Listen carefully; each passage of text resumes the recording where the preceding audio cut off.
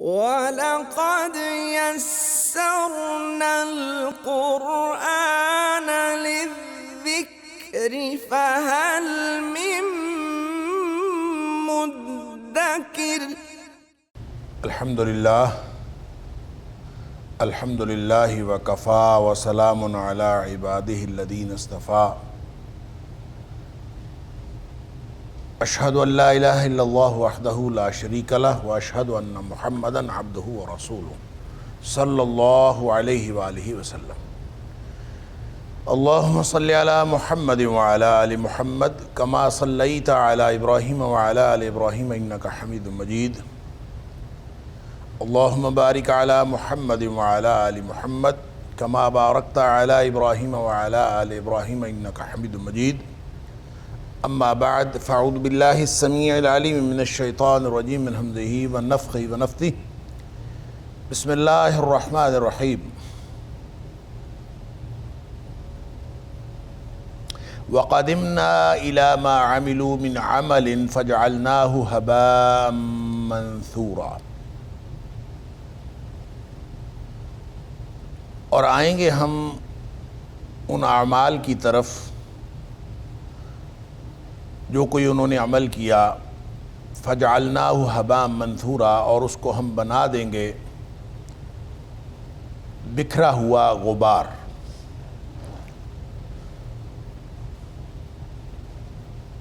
آیت نمبر 23 سورۃ الفرقان، یہاں سے آج کے سبق کا آغاز اللہ کی توفیق سے ہو رہا ہے۔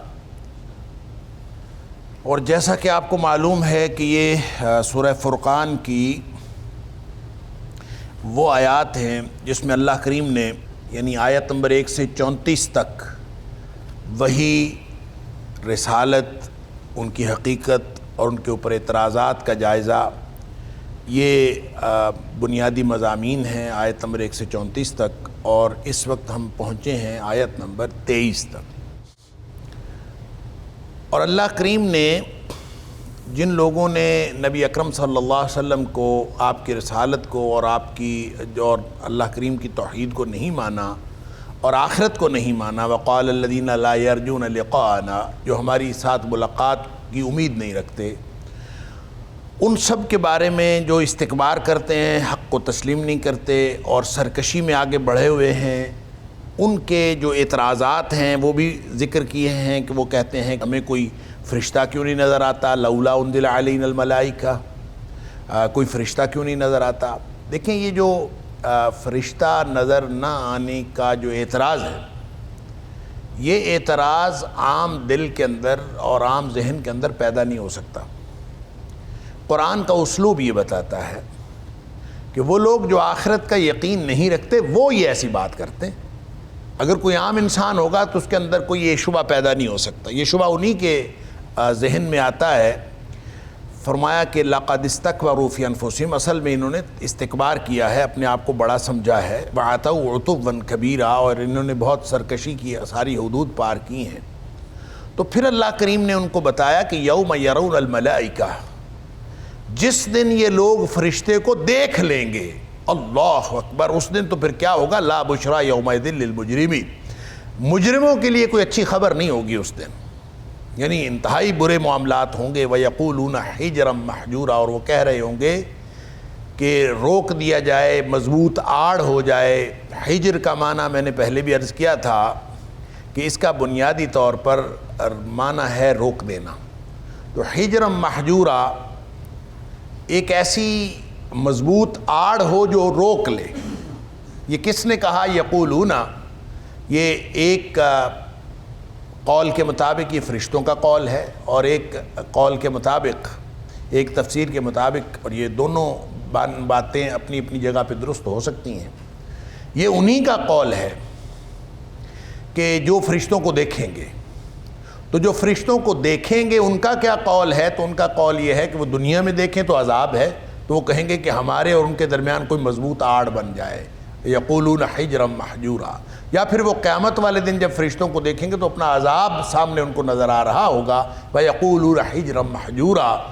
دنیا میں ہے تو دنیا میں کوئی سزا جو اللہ تعالیٰ کی طرف سے آفت آتی ہے، کوئی فرشتے آتے ہیں عذاب لے کر آتے ہیں، تو پھر جب عذاب آ جاتا ہے تو پھر یہ کہتے ہیں کاش کوئی حجر محجورہ، کوئی مضبوط آڑ درمیان میں ہو۔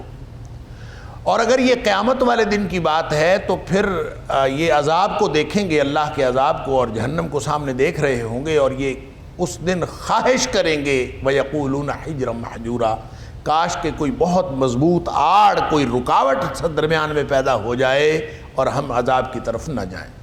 اور دوسرے قول کے مطابق یقولون حجرا محجورا، یہ فرشتوں کا قول ہے، اور وہ یہ کہیں گے کہ تمہارے لیے یہ مضبوط آڑ ہے، یعنی تمہارے لیے جنت حرام کر دی گئی ہے، تم جنت کی طرف نہیں جا سکتے۔ فرشتوں کا قول ہے تو اس کا یہ معنی ہے، اور اگر ان کا قول ہے جنہوں نے فرشتوں کو دیکھا تو ان کا یہ معنی ہے۔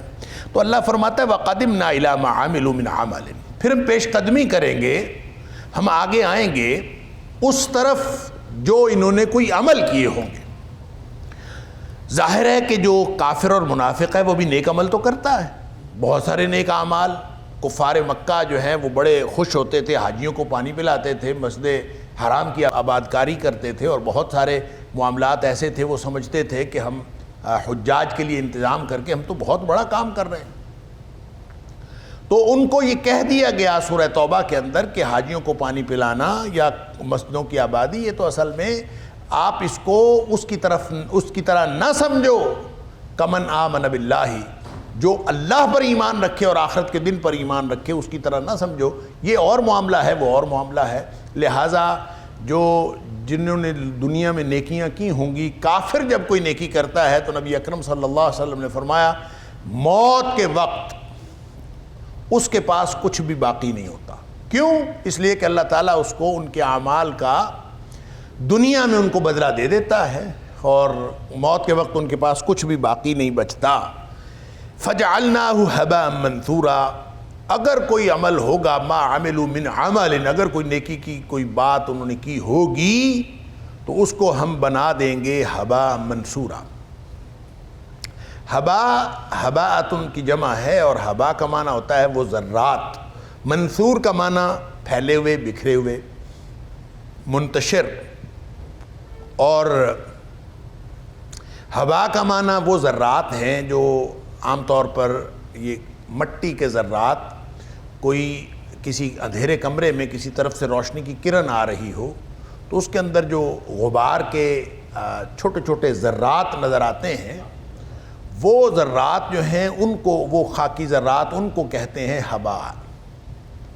منثورا وہ اس طرح سے بکھرے ہوئے ہوتے ہیں کہ وہ بعض اوقات اگر کمرے میں ہوا شوا نہ ہو تو ایسے لگتا ہے جیسے یہ ٹھہرے ہوئے ہیں یا ذرا سا وہ موو کر رہے ہیں۔ جو ہی کہیں سے ہوا آتی ہے تو وہ اپنا وجود برقرار نہیں رکھ سکتے، وہ بکھر جاتے ہیں بالکل۔ یعنی ذرا سی ہوا آئے، آپ تھوڑی سی موومنٹ کریں، کچھ بھی کریں، تو وہ جو جس طرح سے ان کی کوئی حقیقت نہیں ہے، وہ اپنی جگہ پہ ٹھہر نہیں سکتے۔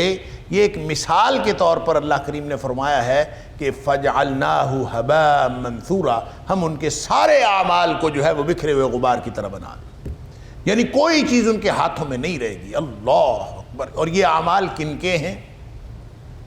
یہ ہو سکتا ہے کہ یہ صرف کافروں کے اعمال کی بات ہو رہی ہو، یہ ان لوگوں کے اعمال کی بات بھی ہے جو دنیا میں آخرت پر یقین نہیں رکھتے تھے، بے شک اللہ کو مانتے تھے۔ جیسا کہ نبی کریم صلی اللہ علیہ وآلہ وسلم نے فرمایا کہ میں اپنی امت میں سے ایسے لوگوں کو جانتا ہوں جن لوگوں کے اعمال تو ہوں گے تہامہ کے جو بڑے بڑے پہاڑ ہیں ان کے مطابق ان کے اعمال وہ لے کے آئیں گے۔ اللہ اکبر۔ لیکن اللہ تعالیٰ اس کو ہباء منثورا بنا لے گا۔ اللہ فَيَجْعَلُ اللَّهُ تَعَالَى هَبَاءً مَنْثُورًا، سارے اعمال ان کے جو ہیں وہ گرد و غبار کی طرح بنا کے اڑا دیے جائیں گے۔ صحابہ ڈر گئے، اللہ کے رسول صلی اللہ علیہ وسلم آپ کی امت میں سے ایسے لوگ، آپ ہمیں ان کی کوئی نشانی بتا دیں، آپ کوئی، تاکہ ہم ان میں سے نہ ہوں۔ تمہارے جیسے ہوں گے، تمہاری طرح کی عبادت کرتے ہوں گے، تمہاری طرح کے ان کے روز و شب ہوں گے۔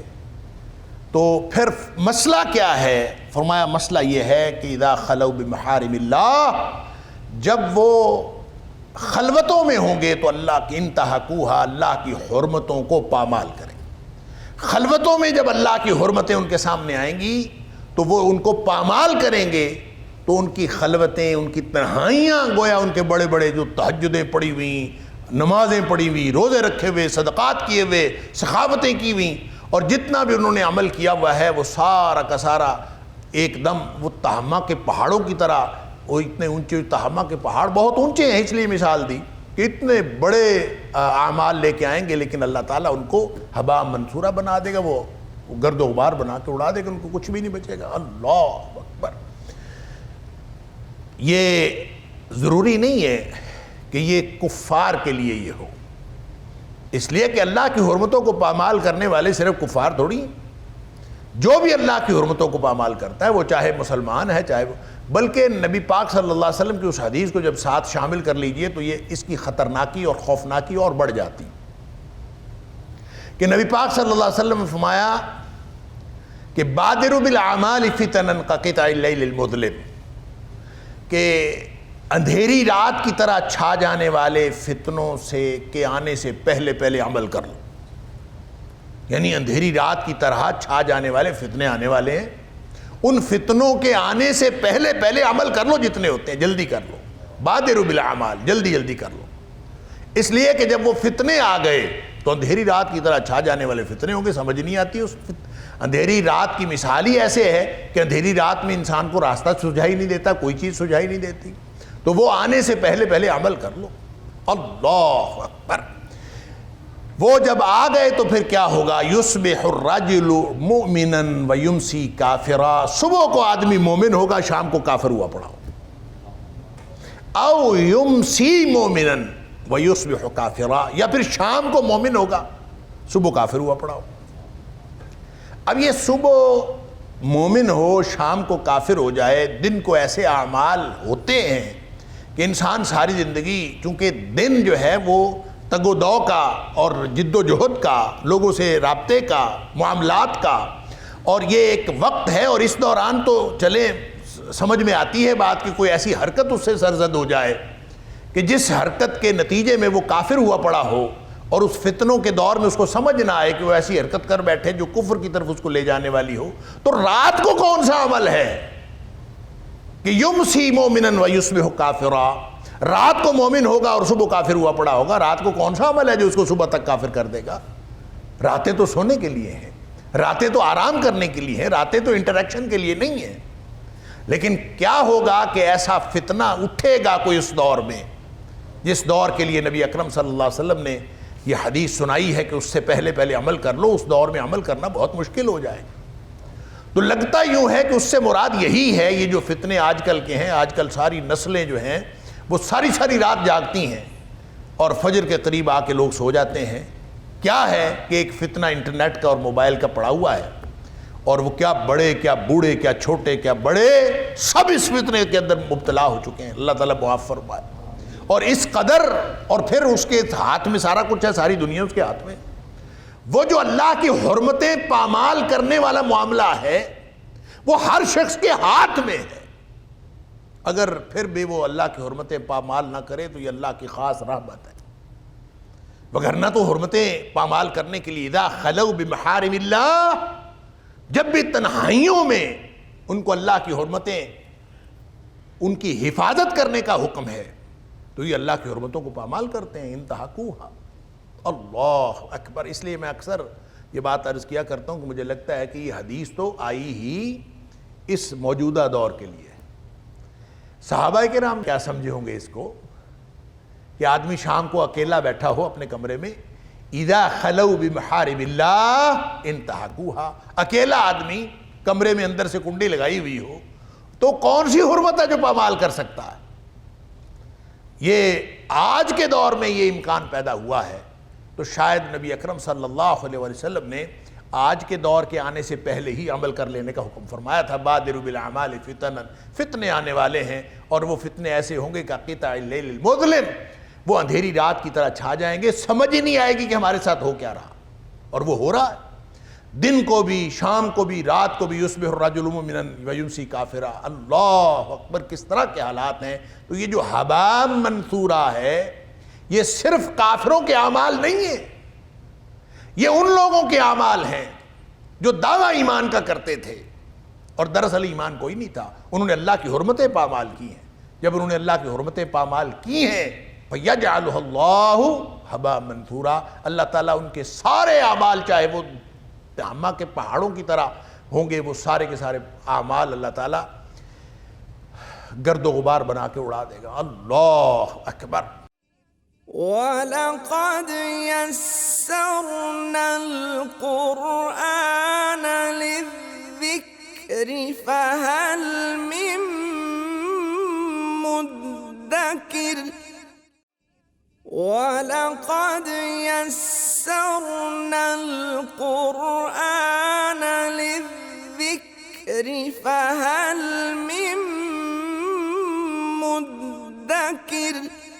تو اس کا مطلب ہے یہ صرف کفار کی بات نہیں، خوف کھانا چاہیے اس طرح کے معاملات میں۔ اگر کوئی عمل کیا ہے اور وہ ہباء منثورا بن جائے، قُلْ هَلْ نُنَبِّئُكُمْ بِالْأَخْسَرِينَ أَعْمَالًا الَّذِينَ ضَلَّ سَعْيُهُمْ فِي الْحَيَاةِ الدُّنْيَا وَهُمْ يَحْسَبُونَ أَنَّهُمْ يُحْسِنُونَ صُنْعًا أُولَئِكَ الَّذِينَ كَفَرُوا بِآيَاتِ رَبِّهِمْ وَلِقَائِهِ فَحَبِطَتْ أَعْمَالُهُمْ فَلَا نُقِيمُ لَهُمْ يَوْمَ الْقِيَامَةِ وَزْنًا۔ کہ اے حبیب صلی اللہ علیہ وسلم آپ بتا دیجئے کہ میں تمہیں ان کے بارے میں خبر نہ دوں؟ هَلْ نُنَبِّئُكُمْ، کیا میں خبر دوں تمہیں ان لوگوں کے بارے میں جو اعمال کے اعتبار سے خسارہ پانے والے لوگ ہیں؟ اخسرین، سب سے زیادہ خسارہ پانے والے لوگ کون ہیں؟ الذین ضل سعیہم فی الحیاۃ الدنیا، جن کی ساری زندگی کی محنت ضائع گئی۔ اللہ اکبر، ساری زندگی ضائع ہو گئی۔ وَهُمْ يَحْسَبُونَ أَنَّهُمْ يُحْسِنُونَ صُنْعًا، اور سمجھتے وہ یہ رہے دنیا میں کہ ہم تو بہترین کام کر رہے ہیں۔ ان کی سمجھ یہ کام کرتی تھی ہمارے سے اچھا کون ہے؟ اللہ فرمایا اولئک الذین کفروا بآیات ربہم ولقائہ، یہ اصل میں کفر کرتے تھے اللہ کی آیات کا اور اللہ کی ملاقات کا، آخرت کا عقیدہ ان کا درست نہیں تھا، لہذا فرمایا فحبطت اعمالہم، ان کے سارے اعمال ضائع ہو۔ فلا نقیم لہم یوم القیامت وزنا، قیامت والے دن ہم ان کا کوئی ترازو ہی نہیں رکھیں گے، یعنی کوئی چیز ہوگی تولنے کے لیے تو ترازو لگائیں گے نا، ان کے لیے ترازو ہی نہیں لگے گا۔ اللہ، اسی طرح اعمال ضائع ہونے کے اعتبار سے اللہ کریم نے کہیں تو رماد فرمایا، کن کے اعمال؟ راکھ کی طرح۔ اللہ اکبر، جیسے سورہ ابراہیم کے اندر فرمایا رماد، اسی طرح سورہ بقرہ کے اندر اللہ کریم نے اس کو فرمایا کمثل صفوان، چکنا پتھر ہے۔ یا ایھا الذین آمنوا لا تبطلوا صدقاتکم بالمن والاذی کالذی ينفق مالہ رئاء الناس ولا یؤمنون باللہ والیوم الآخر، کہ ان لوگوں کی طرح نہ ہو جاؤ جو اپنے صدقے اور صدقات کرتے ہیں ضائع کر بیٹھتے ہیں اپنے اعمال۔ یا ایھا الذین آمنوا لا تبطلوا صدقاتکم بالمن والاذی، احسان جتلا کر اور تکلیف دے کر اپنے جو صدقات ہیں ان کو ضائع نہ کرو، اس شخص کی طرح جو اپنا مال دیتا ہے صرف دکھلاوے کے لیے، اور در حقیقت نہ وہ اللہ پر ایمان رکھتا ہے نہ آخرت کے دن پر ایمان رکھتا ہے۔ فرمایا فَمَثَلُهُ كَمَثَلِ صَفْوَانٍ عَلَيْهِ تُرَابٌ، اس کی مثال ایسے ہے جیسے چکنا پتھر ہو، چکنی چٹان ہو، بالکل چکنا، اور اس کے اوپر تھوڑی سی مٹی لگی ہوئی ہو، علیہ تراب، تھوڑی سی مٹی گرد و غبار پڑا ہوا ہے۔ فَأَصَابَهُ وَابِلٌ فَتَرَكَهُ صَلَّى، اللہ اکبر، اس کے اوپر جب بارش ہوتی ہے تو چکنے پتھر کے اوپر بارش ہو تو کیا ہوتا ہے؟ وہ جو ذرا سی مٹی اس کے اوپر پڑی ہوتی ہے، بجائے اس کے کہ وہ زرخیز ہو، وہ مٹی بھی اس کے اوپر سے اتر جاتی ہے۔ فَتَرَكَهُ صَلَّى، وہ بالکل چکنا سفید رہ جاتا ہے۔ اللہ اکبر، لا يقدرون علی شیء مما کسبوا، ککھ بھی ان کے پلے نہیں پڑتا، جو کچھ انہوں نے کیا اس میں سے کوئی چیز ان کے پاس نہیں ہوتی۔ اللہ، اور کہیں فرمایا کہ جو لوگ کافر ہیں، مثل الذین کفروا بربہم، جن لوگوں نے اپنے رب کے ساتھ کفر کیا، اعمالہم کرماد، ان کے اعمال ایسے ہیں جیسے راکھ ہو۔ اللہ اکبر، کرماد اشتدت بہ الریح فی یوم عاصف، آندھی جس دن آتی ہے نا، آندھی والے دن تیز ہوا کسی کو لگے اور راکھ پڑی ہوئی ہو تو تیز ہوا اس کے اوپر چلتی ہے، آندھی چلتی ہے تو کیا بچتا ہے اس کے بعد؟ جیسے وہ راکھ اڑ جاتی ہے، اس کے پلے کچھ بھی نہیں ہوتا، اس طرح سے اعمال ہے۔ اللہ اکبر. اور ان کے بارے میں بھی فرمایا کہ ان کے پلے کچھ نہیں ہے, کوئی چیز ان کے بارے میں نہیں بچتی. لا یقدرون مما کسبوا علی شیء, کوئی چیز نہیں بچتی باقی. اسی طرح یہ فرمایا کہ سورہ نور کے اندر فرمایا کسراب بقیعۃ, ابھی ہم پڑھ کے آئے ہیں کہ ان کے اعمال جو ہیں, کافروں کے اعمال ایسے ہیں جیسے چمکتی ہوئی ریت ہو. سراب کہتے ہیں چمکتی ریت کو, کہ ایسے چٹیل میدان کے اندر دور سے وہ دیکھتا ہے ایسے پانی لگتا ہے چمکتی ہوئی ریت گرمیوں میں. یحسبہ الظمآن ماء, کہ جو پیاسا ہوتا ہے, جس کو شدید پیاس لگی ہوتی ہے, وہ دور سے دیکھتا ہے چمکتی ہوئی ریت تو اس کو پانی لگتا ہے. لیکن حتی اذا جاءہم, جب وہ اس کے پاس جاتے ہیں, لم یجدوا شیئا, وہاں جا کے کچھ بھی نہیں ملتا, وہ پانی شانی کوئی نہیں ہوتا, کچھ بھی نہیں, دور سے اس کو. یہ اعمال ان کے جن کو اللہ تعالیٰ فجعلناہ ھباء منثورا یہاں فرما رہا ہے کہ ان کے اعمال جو ہیں وہ سارے کے سارے گرد و غبار بنا کے اڑا دیے جائیں. کیوں نیک اعمال گرد و غبار بنا کے اڑا دیے جائیں؟ نیکی تو نیکی ہوتی ہے, اس کے اندر تو بڑی طاقت ہوتی ہے, لیکن یاد رکھیے نیکی کا کوئی تصور نہیں ہے سوائے اس کے کہ جو ایمان کی بنیاد پر کی جائے. ایک دائرہ ہے ایمان کا, جب اس کے اندر آ کے کی جائے گی تو وہ آخرت کے لیے وہ جمع ہوگی اور وہ موجود ہوگی. جب آپ نے آخرت کے لیے کی ہی نہیں, کسی اور مقصد کے لیے کی, جیسے کالذی ینفق مالہ رئاء الناس, جیسے مال خرچ کیا لوگوں کو دکھلاوے کے لیے, اللہ کو خوش کرنے کے لیے تو کیا ہی نہیں, قیامت کے دن بدلہ لینے کے لیے تو کیا ہی نہیں. تو جس نے آخرت سے پہلے جس مقصد کے لیے بھی کیا ہے وہ مقصد اس کا پورا ہو گیا. جس نے شہرت کے لیے کیا اس کو شہرت مل گئی, جس نے اپنی کسی اقتدار کے لیے کیا اس کو اقتدار مل گیا, جس نے دوسروں کے اوپر روب داب قائم کرنے کے لیے کیا روب قائم ہو گیا. اور جس کی کوئی خالص نیکی بھی ہوئی لیکن اس میں آخرت کا تصور شامل نہیں ہے, دنیا کے لیے اس نے نیکی کی ہے, وہ نیکی کرتا ہے, وہ خدمت خلق کرتا ہے, وہ جانوروں سے محبت کرتا ہے, وہ لوگوں کو پانی پلاتا ہے, سب کچھ کرتا ہے, لیکن وہ اللہ سے اجر لینے کے لیے نہیں کرتا, وہ آخرت کے لیے نہیں کرتا. تو جن کے پروگرام میں آخرت شامل نہیں ہے ان کے سارے اعمال موت سے پہلے پہلے اللہ تعالیٰ ان کو ان کا بدلہ دے دے. جیسے عبداللہ بن جدعان کے بارے میں حضرت عائشہ صدیقہ رضی اللہ تعالیٰ عنہ نے پوچھا کہ وہ عبداللہ بن جدعان بڑا سخی آدمی تھا, بڑی صلہ رحمی کرتا تھا, بہت کچھ تھا, اور لوگ اس سے, ظاہر ہے جو آدمی سخی ہو اس کے ساتھ ہمدردی بھی پیدا ہو جاتی ہے, وہ مر گیا. تو حضرت عائشہ صدیقہ رضی اللہ تعالیٰ نے پوچھا کہ کیا اس کی مغفرت ہو جائے گی؟ نبی کریم صلی اللہ علیہ وسلم فرمایا نہیں, اس کی مغفرت نہیں ہوگی. کیوں نہیں ہوگی؟ کہ اس لیے کہ انہ لم یقل یوما قط, اس نے ایک بھی دن یہ نہیں کہا رب اغفر لی خطیئتی یوم القیامہ, کہ اللہ قیامت والے دن مجھے معاف کر دینا. اس نے ایک دن بھی نہیں کہا. نہ قیامت پر یقین تھا, نہ آخرت پر ایمان تھا, نہ اس کا آخرت اس کے پروگرام میں شامل تھی. اس نے کیا ہے اچھا کام, اچھے کام کیے ہیں, دنیا میں اللہ تعالیٰ نے اس کا بدلہ دے دیا, خوشحالی کی زندگی گزار گیا, موجیں کر گیا یہاں, بس موت آئی معاملہ ختم. جب وہ مرتا ہے تو پھر اس کے پلے کچھ بھی نہیں ہوتا. اسی طرح حاتم طائی کی بیٹی نے پوچھا نبی اکرم صلی اللہ علیہ وسلم سے کہ حاتم جو ہے وہ حاتم طائی وہ بہت سخی تھا, تو طے قبیلے کا حاتم, تو اس کے بارے میں بھی نبی کریم صلی اللہ علیہ وسلم نے فرمایا اگر اس نے جس مقصد کے لیے کیا اس کو مل گیا. کتنی شہرت ہے حاتم طائی کی, آج تک شہرت چلتی ہے کہ لوگ جو ہیں وہ کسی کو سخاوت کے لیے جو استعارہ ہے وہ حاتم طائی, اور کسی کو کہنا ہو کہ تم بڑے سخی ہو تو بندہ یہی کہتا ہے آج بھی, اتنا عرصہ گزر جانے کے بعد بھی لوگ کہتے ہیں کہ تم نے حاتم طائی کی قبر کو لات ماری, حاتم طائی بنے ہوئے ہو, یعنی ایک استعارہ بن گیا ایک شہرت کا. تو یہی بات نبی کریم صلی اللہ علیہ وسلم نے فرمائی کہ اس نے شہرت کے لیے کیا تھا, جس مقصد کے لیے اس نے کیا تھا اس کو مل گئی. انا للہ و انا الیہ راجعون. عمل قبول وہ ہے جو خالص ہو, عمل قبول وہ ہے جو خالص ہو. خالص کیا ہوتا ہے؟ خالص اللہ کے لیے. فَاعْبُدِ اللَّهَ مُخْلِصًا لَهُ الدِّينَ, خالص کر کے. خالص کیا ہوتا ہے میں پہلے بھی کئی دفعہ عرض کر چکا ہوں, خالص کر کے جو عمل کیا جائے گا وہ قبول ہوگا. خالص کا مطلب یہ ہے کہ کوئی انسان اس دنیا میں ایسا نہیں ہے جس کے دل میں شہرت کی تمنا نہ ہو.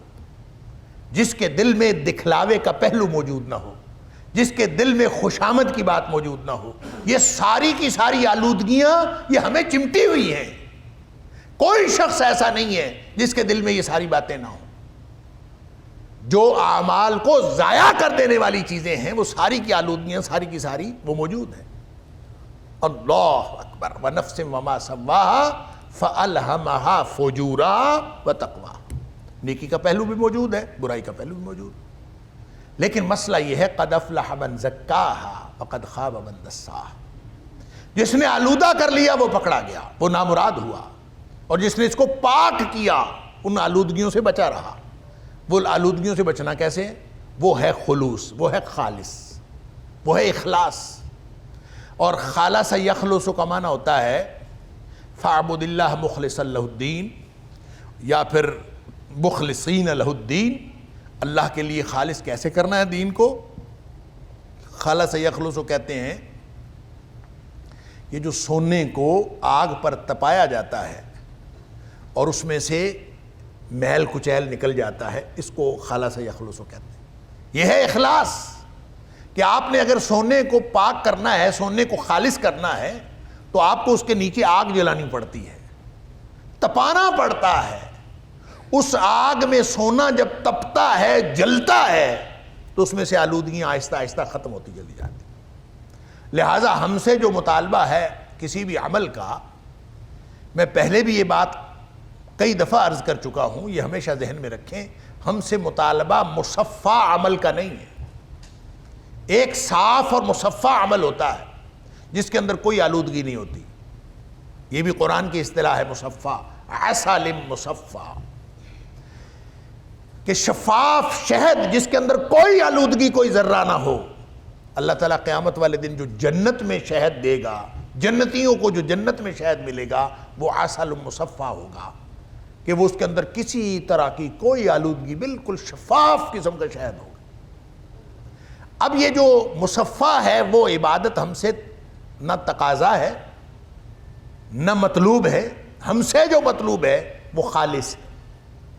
اور خالص کا معنی یہ ہے، یہ ایک جد و جہد ہے، جس طرح نماز پڑھنا جد و جہد ہے، جس طرح عمل کرنا جد و جہد ہے، اسی طرح عمل کو خالص کرنا ایک جد و جہد۔ جس وقت آپ عمل کر رہے ہیں آلودگیاں جڑی ہوئی ہیں ساتھ، یعنی کبھی ایسا نہیں ہوتا کہ انسان کے دل سے شہرت کی خواہش نکل جائے، دوسروں کو دکھلاوے کی خواہش نکل جائے، کسی ریاکاری کی خواہش نکل جائے، کسی بھی طرح سے انسان کے اندر جو بڑا پن یا بڑا بن جانے کی خواہش اس سے نکل جائے، یہ کبھی نہیں ہوتا۔ یہ آلودگیاں اللہ نے دل کے اندر رکھی ہوئی۔ تقاضا یہ ہے کہ جب عمل کر رہے ہو تو ان آلودگیوں کو ایک طرف کرو، ایک طرف کر کے اپنے عمل کو اللہ کے لیے خالص کرو۔ تو جس طرح عمل کرنے کی جد و جہد ہے، اسی طرح عمل کو خالص کرنے کی جد و جہد، اور قیامت تک کے لیے ہی جاری۔ یعنی کوئی لمحہ ایسا نہیں آتا کہ کوئی شخص کہے کہ میں اب بالکل اپنے دین کو خالص کر لیا ہے، میرا دین اب بالکل کلیئر ہو گیا ہے، اب میں بالکل آلودگیوں سے بچ گیا ہوں، ایسا کوئی لمحہ نہیں آتا۔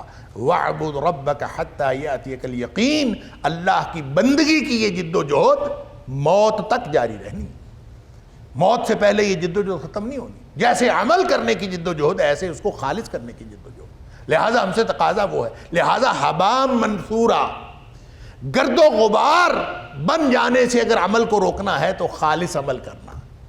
گویا عمل کو خالص کرنے کے لیے کیا ہے، اس کے لیے بھی کوشش کرنی پڑتی ہے، محنت کرنی پڑتی ہے کہ ہر عمل کرتے وقت اپنی نیت کو خالص کرنا پڑتا ہے۔ انما الاعمال بالنیات، نیت کو خالص کرنا ہے، پھر عمل کے دوران اس کو خالص رکھنا ہے، اور اللہ کے سامنے بار بار اس بات کا اظہار کرنا ہے کہ اللہ میرے دل میں خیال تو آ رہا ہے شہرت کا، میرے دل میں خیال تو آ رہا ہے ریاکاری کا، میرے دل میں خیال تو آ رہا ہے کہ دوسرے اس کو دیکھیں، میرے دل میں خیال تو آ رہا ہے کہ مجھے لوگ میری تعریف کریں، لیکن اللہ میں اس لیے نہیں کر رہا، میں تو تیرے لیے کر رہا ہوں۔ یہ عمل کے دوران بھی بار بار اس نیت کو درست کرنا۔ اگر کوئی شخص اس طرح کرے گا تو یہ جد و جہد ہے، یہ عمل ہے۔ جس طرح عمل ہے اسی طرح سے اس کو خالص کرنے کی جد و جہد ہے۔ اللہ تعالی ہم سب کے اعمال اللہ کے لیے خالص کر لے اور اللہ ہمیں قبول فرما لے۔ اور جب آپ کو کوئی اس طرح کا خیال آئے اس میں ریاکاری کا خیال آ جائے، شہرت کا خیال آ جائے، آ جاتا ہے، نیچرل ہے، آ جائے تو وہ عقیدہ سامنے رکھا کرے جو انسان کو اس سے نجات دلاتا ہے ان ساری آلودگیوں سے، وہ عقیدہ جو نبی اکرم صلی اللہ علیہ وسلم نے ابن عباس رضی اللہ تعالیٰ عنہ کو سکھایا تھا جب وہ ابھی لڑکے تھے 10-12 سال کے. ان کو عقیدہ سکھایا تھا کہ لڑکے یاد رکھنا کہ ساری دنیا اکٹھی ہو جائے اور تیرا فائدہ کرنا چاہے تو تیرا ککھ بھی فائدہ نہیں کر سکتی جب تک اللہ نہ چاہے. وَلَقَدْ يَسَّرْنَا الْقُرْآنَ لِلذِّكْرِ فَهَلْ مِن مُدَّكِرٍ وَلَقَدْ يَسَّرْنَا الْقُرْآنَ لِلذِّكْرِ فَهَلْ مِن مُدَّكِرٍ. تو جو دنیا والے تیرا فائدہ کر نہیں سکتے ان کو دکھا بھی دیا تو کیا ملا؟ ساری دنیا نے تعریف بھی کر دی تو کیا ملا؟ یہ سب مل کے فائدہ نہیں کر سکتے اور سب مل کے نقصان کرنا چاہیں تو نبی اکرم صلی اللہ علیہ وسلم فرمایا سارے اکٹھے ہو جائیں علی ان یضرک، کہ تجھے نقصان پہنچانا چاہیں، ساری امت اکٹھی ہو جائے، سارے انسان اکٹھے ہو جائیں اور طے کر لیں کہ تمہیں نقصان پہنچانا ہے، تمہیں ذرا بھی نقصان نہیں پہنچا سکتے سوائے اس کے کہ جو اللہ نے تیرے لیے نقصان لکھا ہے وہی نقصان ہوگا، اس کے علاوہ نہیں ہو سکتا. تو جب یہ دنیا والے نہ نقصان پہنچا سکتے ہیں نہ فائدہ پہنچا سکتے ہیں تو کیا ضرورت ہے ان کے لیے اعمال کرنے کی؟ اعمال تو سارے اس کے لیے کرنے چاہیے نا جس کے ہاتھ میں نفع اور نقصان ہے، جس سے خوف اور امیدیں وابستہ ہیں. یہی خالص توحید ہے. جب آپ خالص توحید کے اوپر کاربند ہوں گے تو پھر انشاءاللہ اللہ تعالیٰ اس کے اندر وہ برکت ڈالے گا. توحید کی برکت سے اعمال آہستہ آہستہ خالص ہوتے چلے جائیں. فَجَعَلْنَاهُ هَبَاءً مَنْثُورًا. بہت خوفناک بات ہے کہ ایسا نہ ہو کہ کافروں کی طرح، یہ معاملہ تو کافروں کا ہے لیکن جو نبی پاک صلی اللہ علیہ وسلم نے فرمایا اللہ کی حرمتوں کو پامال کرنے والے میری امت کے لوگ بڑے بڑے تہامہ کے پہاڑوں جیسے بڑے بڑے اعمال لے کے آئیں گے لیکن فَيَجْعَلُهُ اللَّهُ هَبَاءً مَنْثُورًا، اللہ تعالیٰ ان کو گرد و غبار بنا کے اڑا دے گا. یہ اللہ تعالیٰ معاف فرمائے. ہمیں ہر وقت اس بات کا دھیان رکھنا ہے کہ کہیں ہم ان میں سے نہ ہو جائے. اصحاب الجنت یومئذ خیر مستقرا واحسن مقیلا. اب دیکھیں یہ ایک طرف جو اعمال ضائع کر بیٹھنے والے لوگ ہیں اور دوسری طرف فرمایا اصحاب الجنہ، جو جنت والے ہیں وہ ان کی طرح کے نہیں ہیں. اصحاب الجنہ جو ہیں یومئذ، وہ اس دن کیسے ہوں گے؟ خیر مستقر، وہ ایک بہترین ٹھکانے پر ہوں گے، بہترین ان کی قرارگاہ ہوگی. خیر مستقرن، ٹھکانے کے اعتبار سے وہ سب سے بہترین ہوں گے. خیر، اچھا عام طور پہ خیر کا لفظ بہتر ہوں گے. بہتر کا مطلب خیر، بھلا، بھلائی اور بہتر، یہ عام طور پہ کمپیریزن میں آتا ہے. جب اور یہاں لگتا بھی یہ ہے کہ ان کے ساتھ ایک دم کمپیریزن کر دیا ہے. قرآن کا اسلوب بھی یہ ہے کہ قرآن عام طور پہ متقابل حقیقت کا بیان فرماتا ہے کہ ایک طرف جہنم والوں کی بات ہو رہی ہے تو ایک دم جنت والوں کی بات ہو جاتی ہے، جنتیوں کی بات ہو رہی ہے تو اس کے مقابلے میں جہنمیوں کی بات ہو رہی ہوتی ہے. اسی طرح جب صفات بیان ہوتی ہیں جنتیوں کی، ان کے مقابلے میں جہنمیوں کی بات ہو جاتی ہے. تو یہاں جو اصحاب الجنت یومئذ، اس دن جو جنتی ہوں گے، جنت والے جو ہوں گے، خیر مستقرن، وہ ٹھکانے کے اعتبار سے، اپنے قرارگاہ کے اعتبار سے بہترین ہوں. وَأَحْسَنُ مَقِيلًا، اور سب سے بہترین آرام کرنے کی جگہ. مقیل کہتے ہیں، یہ اس میں ظرف مکان ہے. اس سے مراد یہ ہے کہ جو قیلولہ کرنے کی جگہ، قیلولہ کرنے کا مطلب ہوتا ہے آرام کرنا. خوابگاہ کہہ لیں، بہت سارے مترجمین نے اس کا ترجمہ خوابگاہ کیا ہے، بڑا اچھا خوبصورت ترجمہ ہے. تو جو احسن و مقیلا، سب سے زیادہ اچھی ان کی خوابگاہ ہو. سبحان اللہ، سب سے زیادہ اچھی. اب یہ جو جنتی ہیں، جنتیوں کی سب سے زیادہ اچھی ہوگی کن سے زیادہ اچھی؟ جہنمیوں سے زیادہ اچھی. تو جہنمیوں کو تو نعوذ باللہ من ذالک اس دن ان کے لیے تو کوئی اچھی بات ہے ہی نہیں کہ ان کے مقابلے میں کہا جائے کہ ان سے زیادہ اچھی. احسن تو افضل التفضیل کا صیغہ ہے، اور اس کا مطلب تو ہوتا ہے سب سے زیادہ اچھا کمپیریزن میں. اور خیر وہ بھی بہتر کی بات ہے، خیر مستقر. تو یہ کن کے مقابلے میں اچھی آرام گاہ ہوگی، سب سے اچھی آرام گاہ ہوگی؟ تو حالانکہ جو جہنمی ہیں، ایک طرف جہنمی ہیں ایک طرف جنتی ہیں، تو جنتیوں کا اور جہنمیوں کا جہاں مقابلہ ہے تو جہنمیوں کو تو کچھ بھی نہیں مل رہا نا، تو ان کے مقابلے میں کہا جائے اچھی آرام گاہ ہوگی، تو ان کے لیے کوئی آرام گاہ ہوگی جو اس کے مقابلے میں یہ کہا جائے؟ تو وہ تو نہیں ہوگی. تو یہ کس کا تقابل کیا گیا ہے؟ یہ تقابل کیا گیا ہے دنیا میں کفار کی آرام گاہوں کا. انسان کو وہی اٹریکٹ کرتی ہیں نا. وَلَا تَمُدَّنَّ عَيْنَيْكَ إِلَىٰ مَا مَتَّعْنَا بِهِ أَزْوَاجًا مِّنْهُمْ زَهْرَةَ الْحَيَاةِ الدُّنْيَا لِنَفْتِنَهُمْ فِيهِ. اپنی آنکھیں پھاڑ پھاڑ کر نہ دیکھو، آنکھیں لمبی کر کر کے نہ دیکھو، اپنی دونوں آنکھیں. وَلَا تَمُدَّنَّ عَيْنَيْكَ إِلَىٰ مَا مَتَّعْنَا بِهِ أَزْوَاجًا مِّنْهُمْ. یہ جو مختلف لوگوں کو ہم نے مختلف قسم کا سامان دیا ہوا ہے زندگی کا، اصل میں امتحان کے لیے دیا ہے. لِنَفْتِنَهُمْ فِيهِ، تاکہ ہم ان کا امتحان کریں. تو اس کی طرف آنکھیں لمبی کر کر کے نہ دیکھو. اللہ اکبر. جو دنیا میں انسان محرومی سمجھتا رہا اپنی کہ جناب لوگوں کو تو وہ کچھ میسر ہے. عمر فاروق رضی اللہ تعالیٰ عنہ کی آنکھوں میں آنسو آ گئے. نبی اکرم صلی اللہ علیہ وسلم کو کھجور کی چٹائی پہ، خشک کھجور کے پتوں کی جو چٹائی تھی اس پہ لیٹا ہوا دیکھا. نبی اکرم صلی اللہ علیہ وسلم کے جسم اطہر پر نشان پڑ گئے، آنکھوں میں آنسو آ گئے. اللہ کے رسول صلی اللہ علیہ وسلم، کیسر و کسرا کو تو نرم تخت میسر ہیں، نرم بستر میسر ہیں سونے کے لیے، اور آپ سرور کائنات ہیں صلی اللہ علیہ وآلہ وسلم، اور آپ کھجور کی چٹائی پہ اور آپ کے جسم اطہر پر نشان، آپ کے لیے کوئی نرم بستر بھی نہیں، ہم کوئی بستر ہی بنا دیں.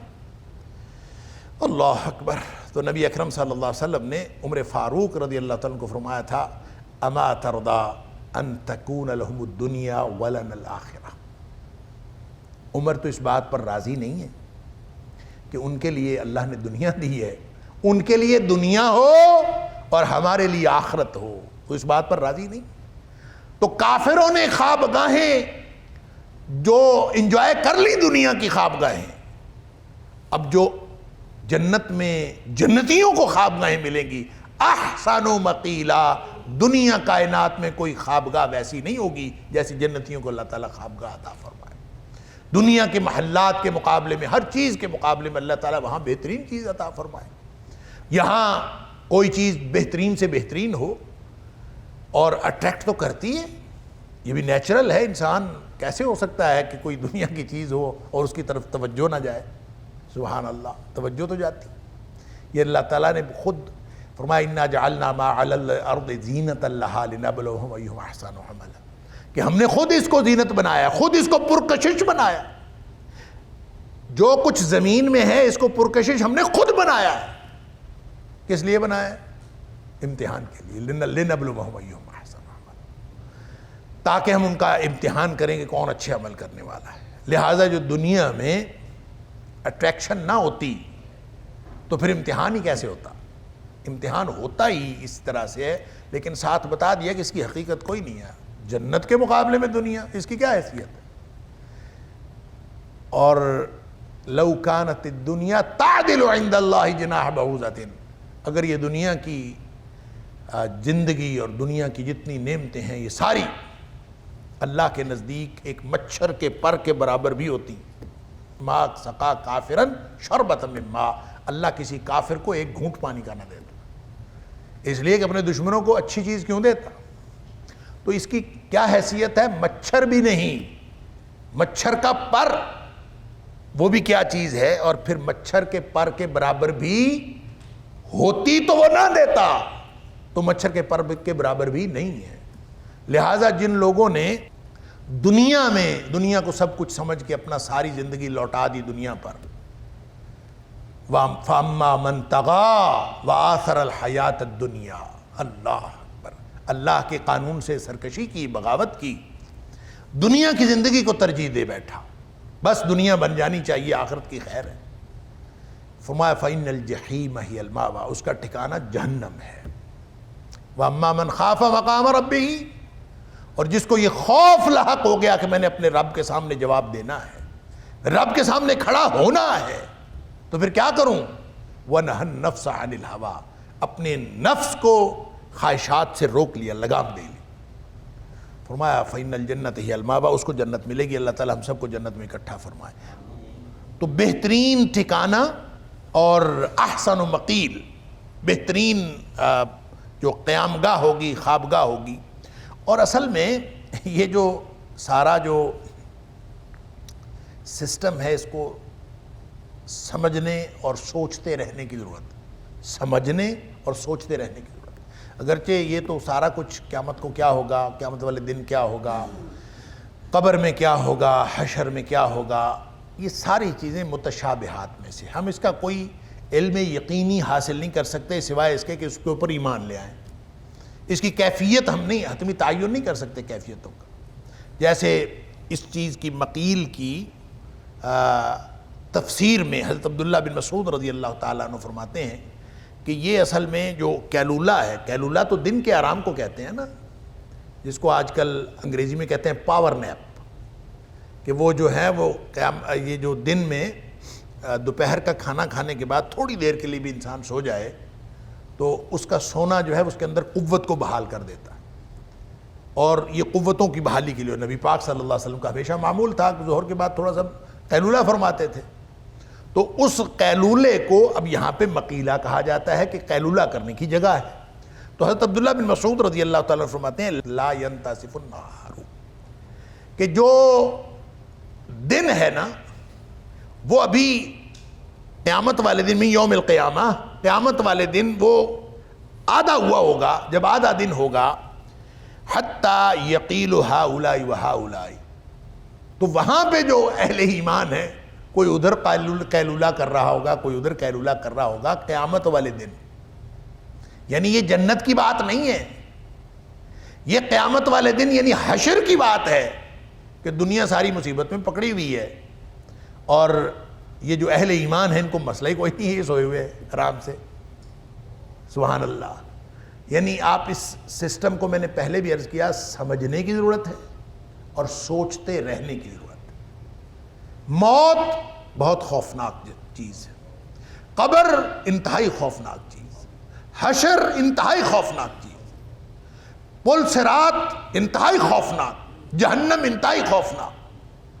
لیکن یہ سارا جو خوفناک ٹریک ہے، اللہ اکبر، یہ خوفناک ٹریک انشاءاللہ اہل ایمان کے لیے صرف آسان نہیں ہوگا بلکہ اس وقت اہل ایمان خوش ہوں گے، وہ بالکل پرسکون اور اطمینان کی کیفیت میں ہوں گے۔ اس کو اللہ تعالیٰ نے، اور بعض احادیث کے اندر بھی بیان ہوتا ہے، قرآن کے اندر بھی یہ بیان ہوئی ہے بات، اللہ اکبر، یوم یفر المرء من اخیہ وامہ وابیہ وصاحبتہ وبنیہ لکل امرئ منہم یومئذ شأن یغنیہ وجوہ یومئذ مسفرہ ضاحکۃ مستبشرہ۔ جس دن قیامت کا منظر نامہ ہوگا، باپ بیٹے کو نہیں پہچانے گا، رشتے رشتوں کو چھوڑ دیں گے، ہر شخص کو اپنی اپنی پڑی ہوگی، نبی بھی رب نفسی پکار رہے ہوں گے۔ اس کیفیت کا ذکر کر کے فرمایا وجوہ یومئذ مسفرہ، کچھ چہرے ہوں گے جو قیامت والے دن چمک رہے ہوں گے۔ اندازہ کیجئے، ادھر خوف ہے، ادھر یہ چمک رہے، اور صرف چمک نہیں رہے، ضاحکۃ مستبشرہ، ہنس بھی رہے ہوں گے اور خوش بھی ہوں گے۔ ماحول خوفناک ہے لیکن اہل ایمان خوشی اور ہنسی، آپس میں کوئی مسئلہ ہی نہیں ہے۔ احسن مقیلہ، ابن مسعود رضی اللہ تعالیٰ عنہ کا یہ جو قول مستدرک حاکم کے اندر، اور علامہ ذہبی نے بھی اس کو صحیح کہا ہے کہ یہ جو احسن و مقیل ہے، یہ قیلولہ جو ہے یہ قیامت والے دن کا ہے، دنیا مصیبت میں پکڑی ہوئی ہوگی اور اہل ایمان موج کر رہے ہوں گے، سو رہے ہوں گے۔ اللہ اکبر۔ اللہ تعالیٰ ہم سب کی موت ایمان والی بنائے تو اس پر پھر کوئی چیز باقی نہیں بچتی۔ مجھے تو یوں لگتا ہے انشاءاللہ یہ ویسے ہی سارا کچھ سکپ ہو جانا ہے، یہ سختیاں موت کی، یہ قبر کی، یہ حشر کی، یہ ساری سختیاں اہل ایمان پر سکپ ہو جانی۔ میں اکثر یہ بات عرض کرتا ہوں اور میں اس پر یقین رکھتا ہوں، یہ سکپ ہو جانی انشاءاللہ۔ اور آپ بھی اللہ سے دعا کیا کریں کہ اللہ موت کی سختیوں سے بھی، قبر کی سختیوں سے بھی، اور حشر کی سختیوں سے، پل صراط کی سختیوں سے، ہر چیز سے بچا کے ڈائریکٹ جنت دے دے، اور وہ دے دے گا۔ حدیث میں آتا ہے، نبی اکرم صلی اللہ علیہ وسلم نے فرمایا، جو شخص، مثال کے طور پر عرض کر رہا ہوں کہ جو شخص ہر فرض نماز کے بعد آیت الکرسی پڑھتا ہے، اس کے اور جنت کے درمیان صرف موت کا فاصلہ رہ جاتا ہے، یعنی اس میں قبر کا فاصلہ، حشر کا فاصلہ، پل صراط کا فاصلہ یہ نہیں فرمایا، صرف موت کا فاصلہ رہ جاتا ہے۔ کیا مطلب؟ ادھر موت آئی تو ڈائریکٹ جنت انشاءاللہ، ادھر آنکھ بند ہوئی تو جو آنکھ کھلی تو وہ کہاں کھلی؟ جنت میں۔ تو انشاءاللہ اللہ سے یہ امید رکھیں، اور اللہ اگر ایمان والی موت دے گا تو یہ مراحل یا تو آئیں گے ہی نہیں، اور اگر آئیں گے تو اہل ایمان کا ماحول جنت والا ماحول ہوگا۔ ان هذا القرآن يهدي للتي هي اقوم ويبشر المؤمنين الذين يعملون الصالحات ان لهم اجرا كبيرا۔